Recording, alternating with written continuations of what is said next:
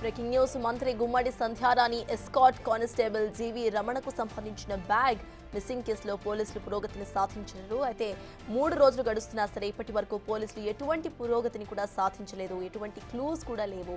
Miss అయిన బ్యాగ్లో 30 rounds కలిగిన మ్యాగజైన్స్, విలువైన పత్రాలు ఉన్నాయి.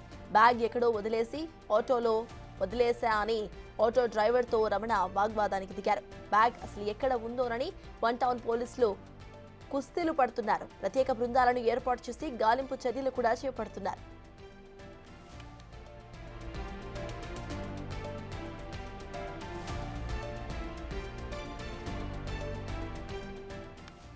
బట్ 3 రోజులు గడుస్తున్నా కూడా అసలు బ్యాగ్కు సంబంధించి క్లూసే దొరకలేదు పోలీసులకు. ఇదే అంశంపై పూర్తి డీటెయిల్స్ మా ప్రతినిధి అందిస్తారు. అయితే చెప్పండి, ప్రెసెంట్ అసలు అక్కడ అప్డేట్స్ ఏంటి? ఈ కేసుకు సంబంధించి 3 రోజులు గడుస్తోంది, అయినా కూడా ఎటువంటి క్లూస్ కూడా దొరకపోవడాన్ని మనం ఎలా చూడాలంటారు?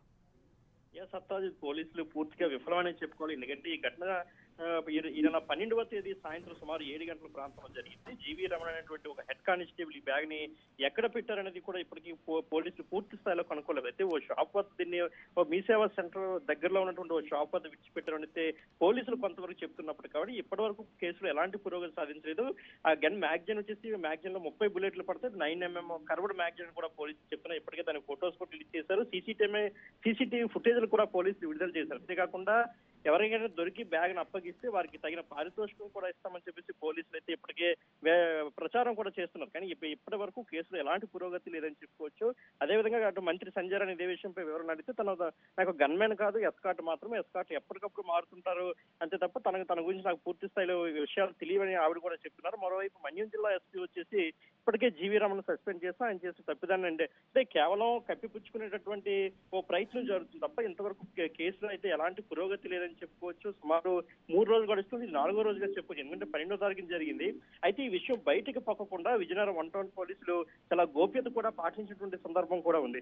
సో ఇది ఎలా బయటకు వచ్చిందనే పక్కన పెడుతూ అంటే ఓ డిఎస్పీ సీసీ ఫుటేజ్ ని వెలికి తీస్తున్నా కొంతమంది మన వార్తా రిపోర్ట్లు చూడడం వల్ల ఇదైతే కొంత బయటకు వచ్చినట్లయితే మనకి ఇప్పటికే సమాచారం అందింది. లేదంటే దీనిపై ఎప్పటికి కూడా పూర్తి స్థాయిలో ఎక్కడా కూడా ఎలాంటి ఆధారాలు కూడా బయటికి వదలకుండా పోలీసులు జాగ్రత్త పాటించారు. అంతే తప్ప కేసులో పురోగతి సాధించాలి, ఎలా పట్టుకోవాలనే పట్టుదల మాత్రం పూర్తి స్థాయిలో పోలీసులు, జిల్లా ఎస్పీ కూడా పట్టుకోవడానికి ట్రై చేస్తున్నాం. బ్యాగ్ ఇంకా దొరకలేదు.